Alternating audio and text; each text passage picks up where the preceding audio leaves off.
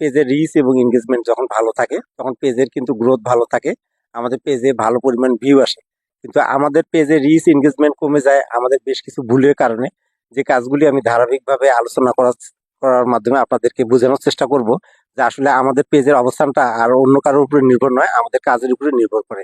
কারণ আমাদের পেজে যখন একটি ভালো অবস্থান থাকে, অর্থাৎ আমাদের পেজের যদি কোনো একটা ভিডিও রিচটা উপরের দিকে থাকে, ঊর্ধ্বমুখী থাকে, তখন আমাদের পেজে ভিডিওগুলিতে ভিউ বেশি হয়।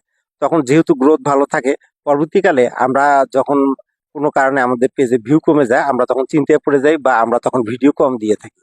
তো মূলত আমাদের কাজের উপরে পেজের অবস্থানটা নির্ভর করে। খেয়াল করবেন যে আপনি যে ভিডিওটা বেশি পরিমাণ রিচ করেছে, অনেক বেশি পরিমাণ ভিউ হয়েছে, ওটার কারণে কিন্তু প্রচুর পরিমাণ আপনি নতুন ফলোয়ার পেয়েছেন এবং আপনার ভিডিওতে ভিউ হওয়ার মাধ্যমে আপনার পেজ থেকে ভালো ইনকাম হয়েছে।